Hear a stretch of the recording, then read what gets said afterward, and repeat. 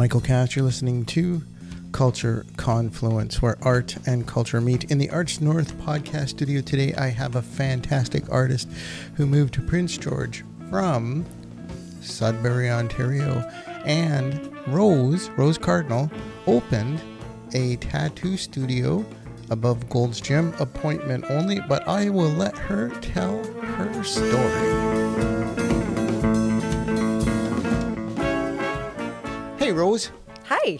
That sounded very professional, didn't it? It did. It totally did. I am not usually like that. Usually just like winging it, right? Oh, that's okay. So you're not originally from Prince George. No, I'm from Sudbury, Ontario, which is about 4 hours north of Toronto. Yeah.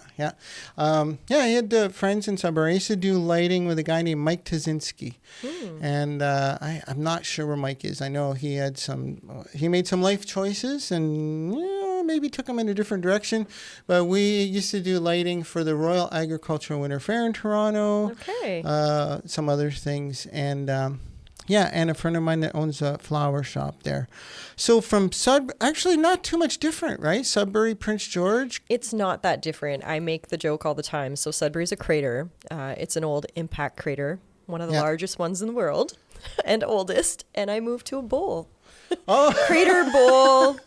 Gateway to the north. Same situation. Maybe it was. Yeah, the gateway to the north, right? Same. But Sudbury's what? How many people? What's the population? I think it's around 170,000-ish. Yeah, so that's a bit. It's bigger, but it doesn't feel that much bigger. Yeah. It's got the same vibe in a way. I always tell people here, like there's 70,000 people here, 70 around that, maybe a little more, but it's a very small 70,000 people. Somebody knows somebody who knows somebody. That's right? Sudbury. Same. Yes, it sounds a lot bigger than Prince George, but everyone knows each other. So we were talking earlier where I was giving you a little tour of the gallery and the space here and the gift shop downstairs, but you talked about your time in the gallery in Sudbury. Yeah, so when I graduated, so I went to Laurentian University, that's a whole other story right now, that university's not doing so well back home. But I graduated from Laurentian with a degree in fine art, and my idea was to become a teacher, hopefully at the secondary level, which is what I wanted to do. But yeah, I got my first tattoo, and that kind of changed everything. Oh, really? So instead of going to teacher's college immediately after earning my degree, I decided to, see if I could find a job. Something that would kind of hold me over for at least a year while I decided what I wanted to do. And I ended up getting a job at the Art Gallery of Sudbury as an education coordinator. It's just perfect timing. And I snuck right in there, and it was a contract job. So I was there for a few years, and I said, well, perfect. It'll give me time to think of, is this what I want? Do I want to teach, or do I want to go into tattooing? It's addictive, isn't it? Yes. And so is teaching, actually. I really love teaching, and I couldn't let it go. So even during tattooing, I taught. I ended up teaching at the college as well in the art program there.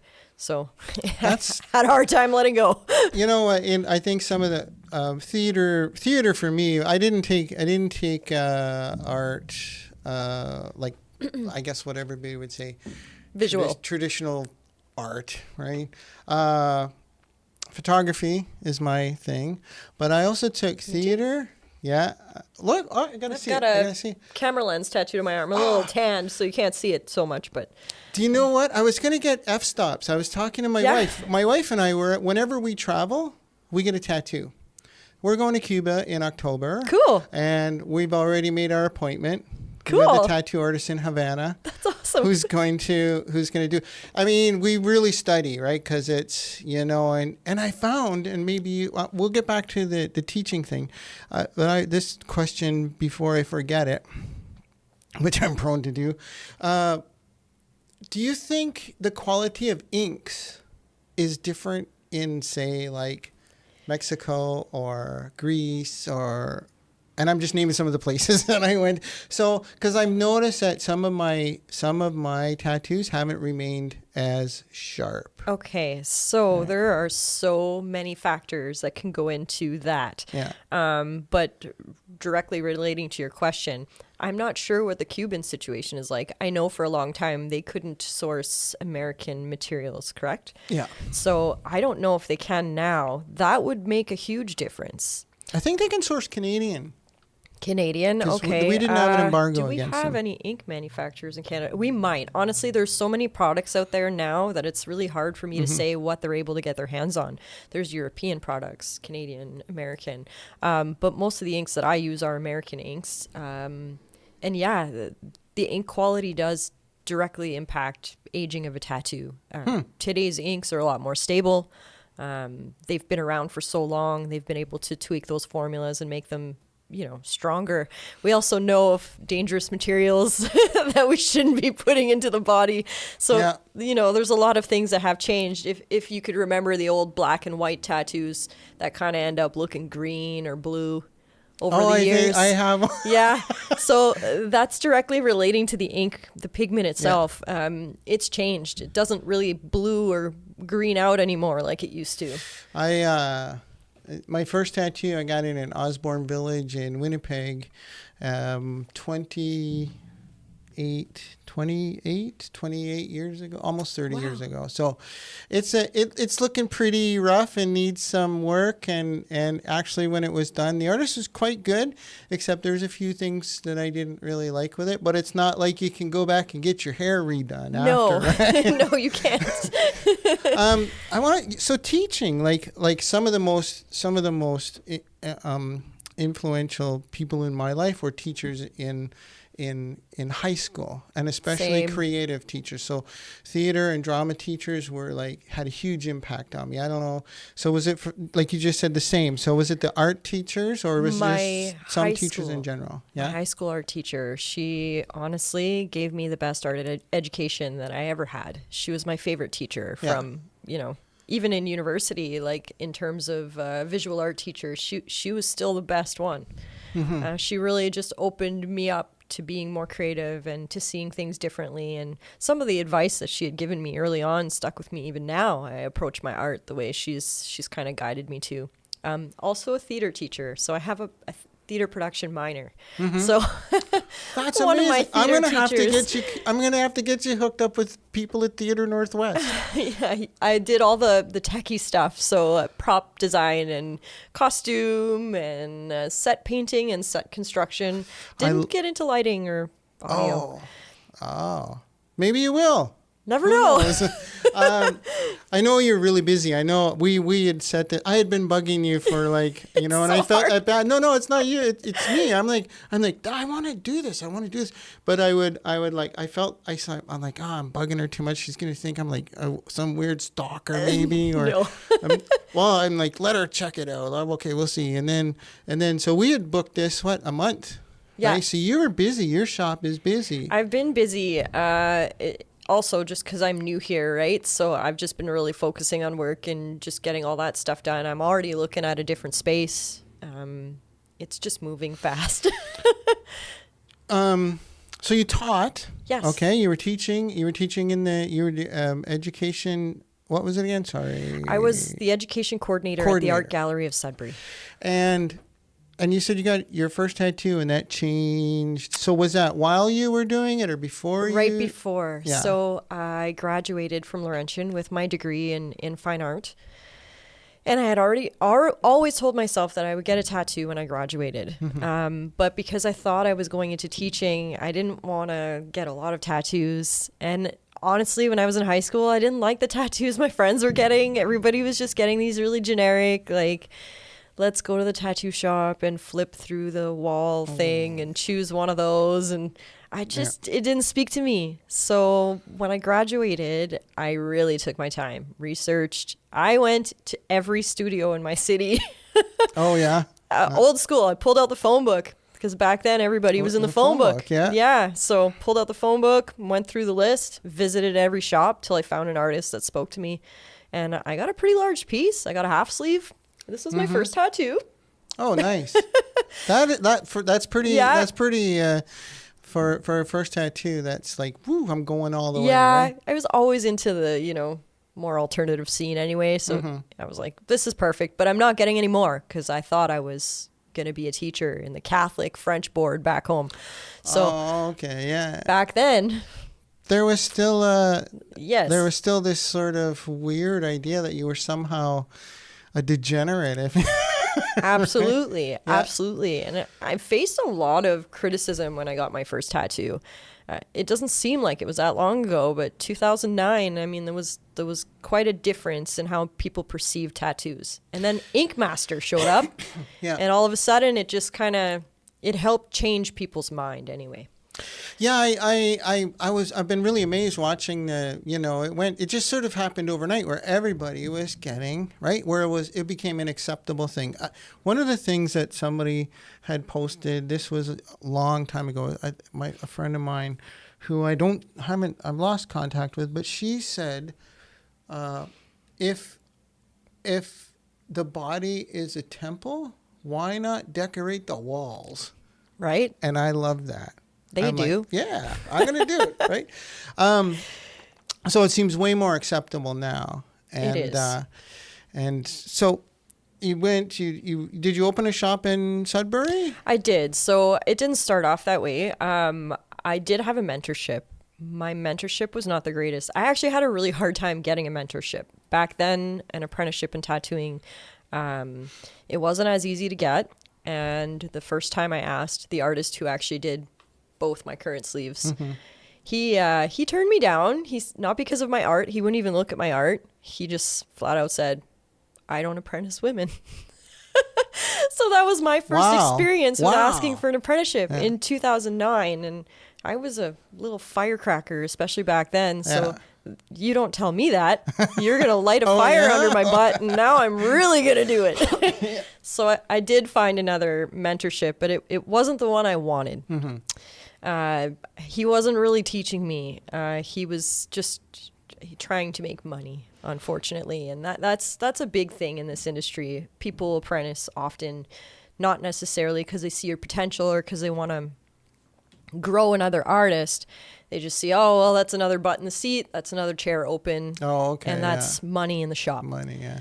So I stayed there for only a year, and then I moved forward to a better studio with artists who were more advanced, and they really just took me under their wing. And I was really lucky to be surrounded by good artists that really helped me grow.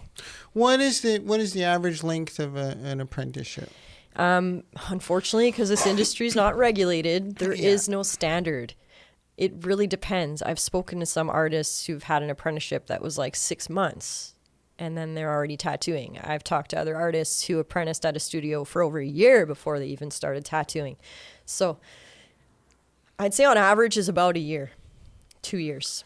We were talking earlier, once again, when I was showing you around, and there's a gentleman, Trevor Stanley. I don't know if you know Trevor or have Is he another artist here?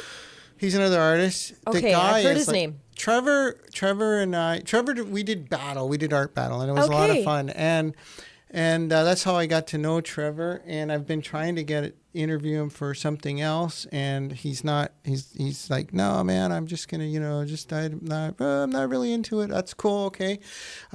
He's one of those people that just seem, they have a natural talent for everything they touch almost. But I watched him. He's like, I'm going to apprentice. I'm going to try this. He's practicing on oranges, I think. Oh, Trevor. Okay, I know exactly who you're talking about now. It just took me a second. Yeah, I chat with him sometimes on Instagram. Yeah. He's cool. He's really, and I mean, I've watched, guitar and a father and, an artist and a tattoo artist. And I watch him, like, he just picks these things up. And I thought, wow, he's tattooing, right? And he's doing, like, that was quick. But I've seen his stuff and I'm like, oh, you know what? Okay. Right? I would go. I was actually going to go see if he would do one on me to practice, but I thought, oh, maybe. But I never got around to it. Anyway, so about a year, right? Roughly, yeah. Depending on the studio you work for. It's different everywhere. Yeah. I've known now a few people that have fine art degrees that have gone into tattooing.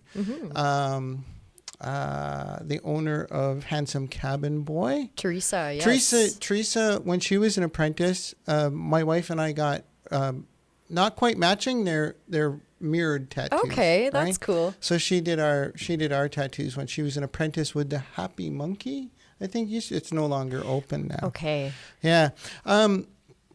So then you did your apprenticeship, fine arts, which seems to be like, we were talking about this too earlier.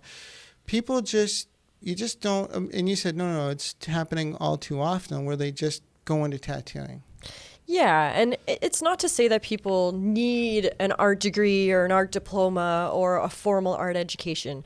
I don't necessarily believe you need that. You don't. But I do think you should have a very solid interest in art. You should be somebody who draws and paints or sculpts or does something visual art related regularly. Yeah. I find that ever since the Ink Master thing came out, it's like a rock star job. People think, oh man, how freaking cool is that to be a tattoo artist? It's so cool. And it's like a social media, I don't know, it's like a social media crown you get to wear almost, you're a tattoo artist, everybody likes you kind of thing. That's not the case though. And no, but I find that it's drawn people to the profession that don't have an interest in being an artist first. They have an interest in being a tattooer, which is fine. I guess there's a place for that too. But I don't know. I just find you're kind of shooting yourself in the foot if you're showing up to this game without having any art knowledge. You'd be better at what you do if you have some art knowledge. And anybody who's really good at tattooing, way better than me, the pros out there, that's what they're always preaching. The first thing they preach is draw, paint, build a portfolio. Practice. Practice. Just like if you were a hockey player, I think people don't see art in the same way they see sports or anything else, right? But it is the same. If you want to be a good hockey player, what do you got to do? You got to practice. You don't just show up to the NHL and get drafted. It doesn't show up that way. It doesn't happen that way. You got to practice. Those guys put their time in, and artists are the same. You got to practice those art muscles like every day. Thank you for saying. Every day. I agree 100%. It's there's talent. Of course there's talent. Yes, of course. People have, I believe everyone is innately talented in one form or another. But when it comes to some of the visual arts, I try and look and do something creative every single day. I don't usually paint or draw. Mine is somewhere different, graphic design and photography. But every single day, I'm looking at something and how I can photograph it, how that's going to work, how this is going to work, how will that look, and it's practice and sure, you got some nice equipment, you got a nice place, you got this and you got that, but yeah, the work that goes into it, and that's why, and I think, and that's why, and I don't like to bring everything down to dollars and cents, but that's why artists charge what they charge, and tattoo artists, that's why they charge what they charge. I would imagine that the overhead for a shop is pretty. Right now, I'm pretty good because I'm working solo. I find that when I work, like I had a studio back home with some artists who worked with me. I find it's a lot. The overhead is a lot. The equipment, and it, you put money into other things too. It's not just the tattooing side of things, but the business side of things. Booking software, websites. If you do the social media thing, you got to stay engaged in that equipment, photography equipment on the side, that kind of thing too, to photograph your work. It all just adds up. Bookkeeping, taxes. I was talking to Christina Watts, who's in a different episode, and I call people like her, and I guess I would sort of put you in that same category, entrepreneur. Yes. Right. But if I could hire somebody to handle all that for me, I'd be like, yeah, here you go. Of course, that's you the handle dream. the business stuff, and I'm just going to go and make beautiful stuff. That's right? the dream. And unfortunately, though, that's just not a reality for most artists when they start off. you know, you're giving a big chunk away. All the billionaires are going to space, and they're not patrons of the arts anymore like they used to be. I know, right? So from Sudbury, you okay, and I always ask a lot of people who end up in Prince George. There's always not always a sordid story, but there's always a story about, like, you know, and people will often wonder, like, what are you doing? Like, what are you doing in Prince George? Like, what got you? What brought you here? If you don't mind me asking. I don't mind at all. Okay. Everyone asks me this.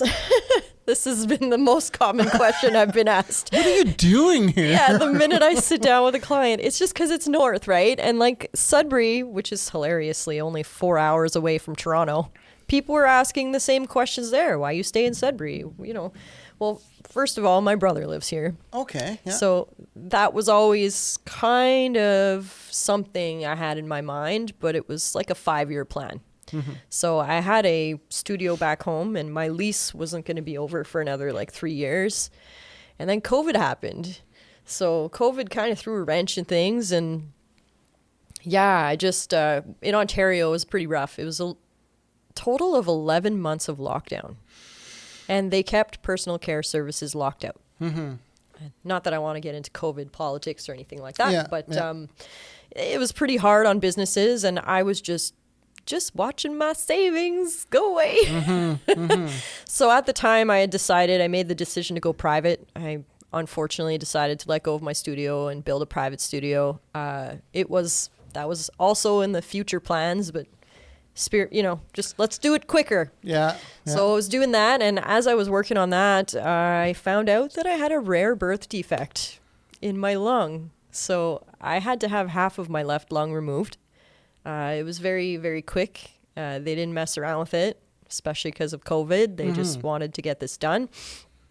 And then I went through a breakup a week after my lung surgery. Oh, my. It was the most awful time. So you've got COVID, you've got lung surgery. That's not even all of it. That's not even all of it? Oh, my. No, my ex had an accident right before I decided to go private with the studio. It was just everything. Yeah, he was in a wheelchair for 6 months. I had to care for him. The studio dragged because he was supposed to help me with the renos. It was just a culmination of things that all happened all at once. And after my surgery and going through that breakup and being in such a vulnerable situation, like I wasn't allowed to lift more than 2 pounds. Wow. So thankfully, my mom lived in Sudbury. Mm-hmm. My mom's almost 70, and, she was taking care of me, thank God. But I realized, holy geez, you are alone here. I don't have kids. Mm-hmm. I don't have... I have some family, but nothing too extensive. So I decided maybe now's the time. There's no better time than now. I couldn't find anything to lease to put my studio in.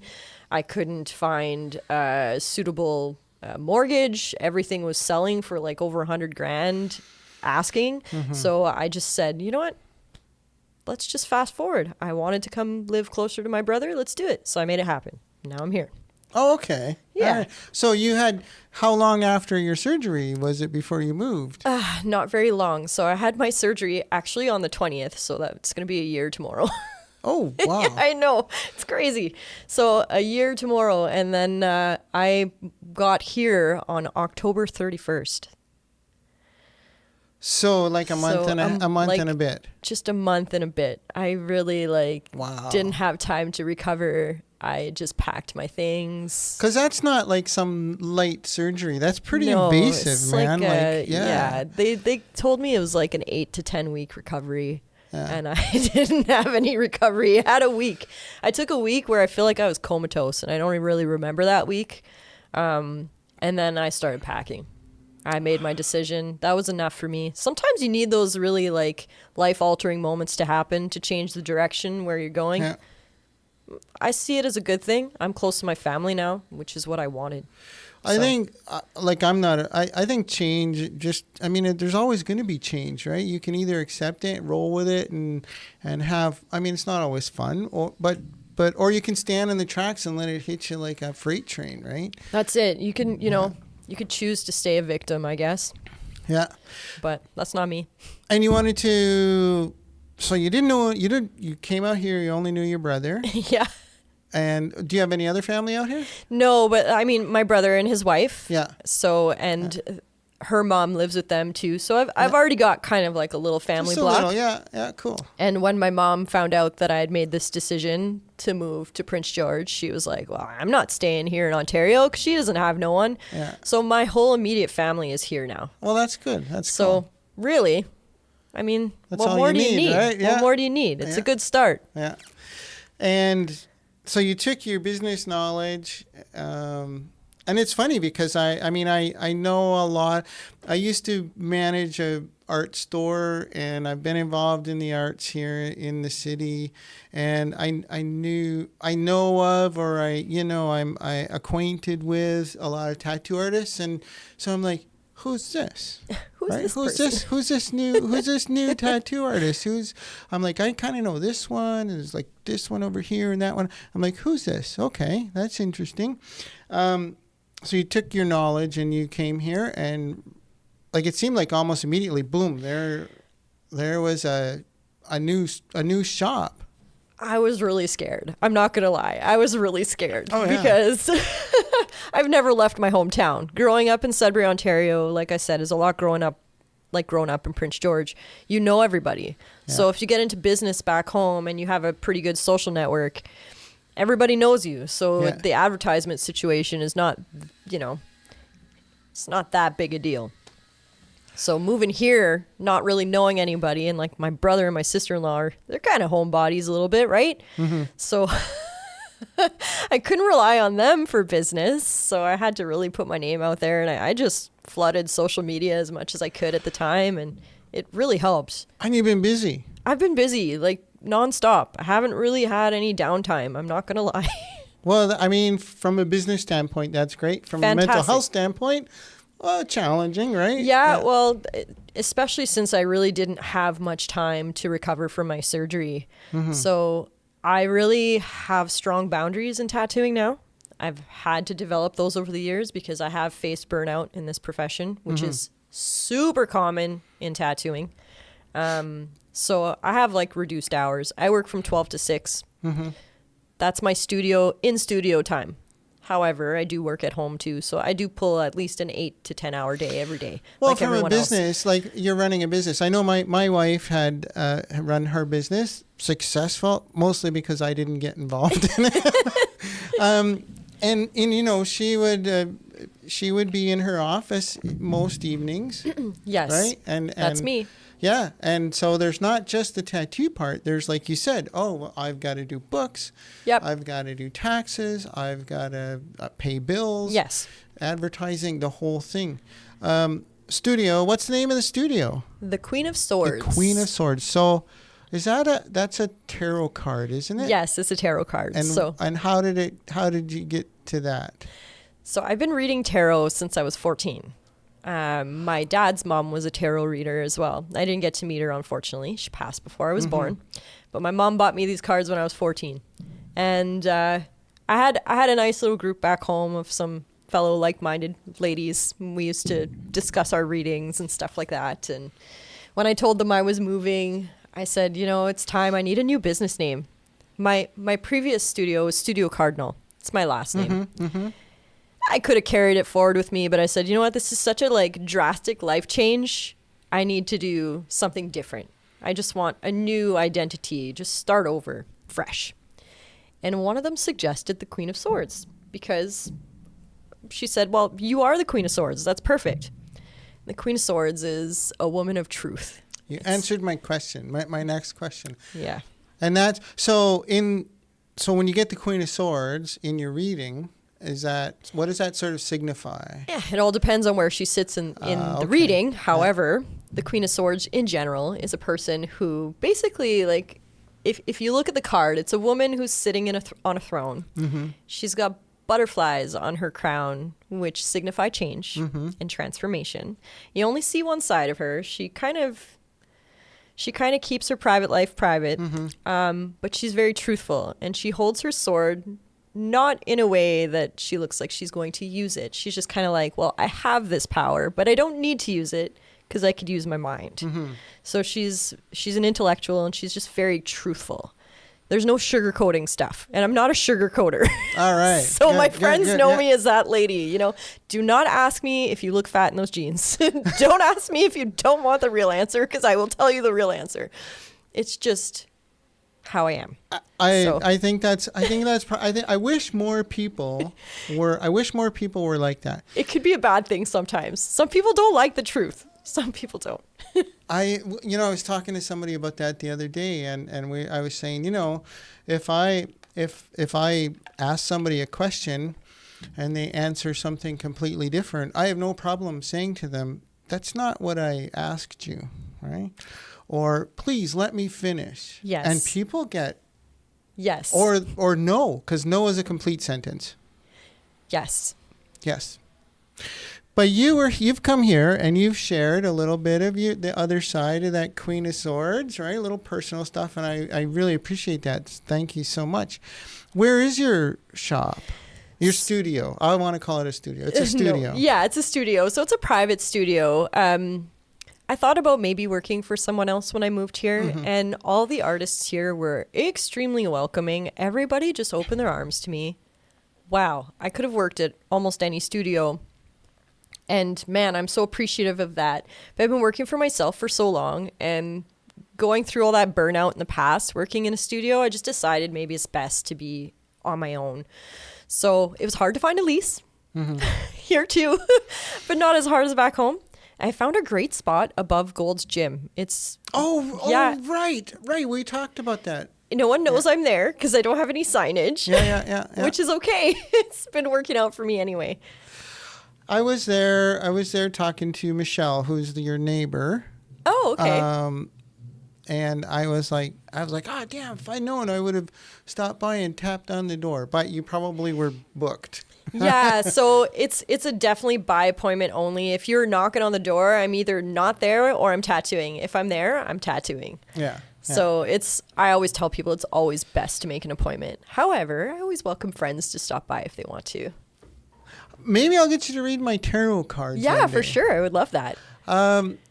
So where can people find you on social media? It's the Queen of Swords. So I do have a website. It's thequeenofswords.ca, not .com, .ca. I'm on Facebook as the Queen of Swords. I am also on Instagram as the Queen of Swords. So you can find me. You got all the Queen of Swords. You got it sewn up. Yeah, it was. So I took about 2 months to open before. Once I moved here, it took me about 2 months just to get everything all sorted paperwork wise with the city and website, booking calendar, et cetera, setting up the social media accounts, all that stuff. It's a lot of work.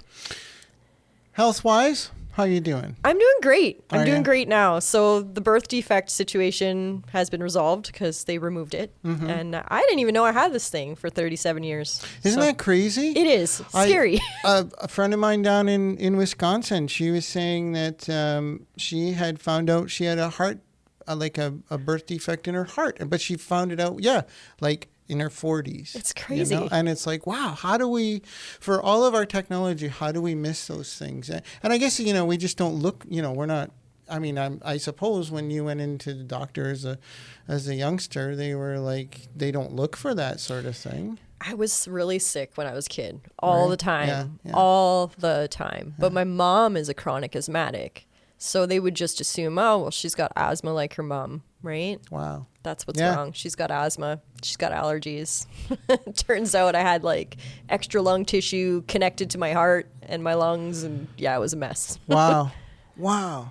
Well, I'm so glad you're here, and I want to welcome you to the arts community. I'm sure you've got a warm welcome, like you said, from a number of different artists, and hopefully we can see you get involved in the community a little more. And I want to thank you, Rose Cardinal, Queen of Swords, for stopping by the studio today. No problem.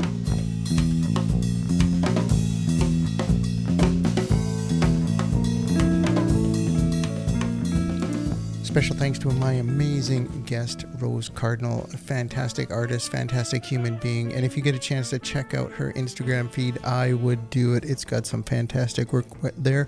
The Queen of Swords, or the_queen. _swords, or you can just look up Rose Cardinal, and I'm sure you will find it. Culture Confluence is a production of Arts North and was produced at the Arts North Podcast Studio in cooperation with Studio 2880 and Cipher Radio in Prince George.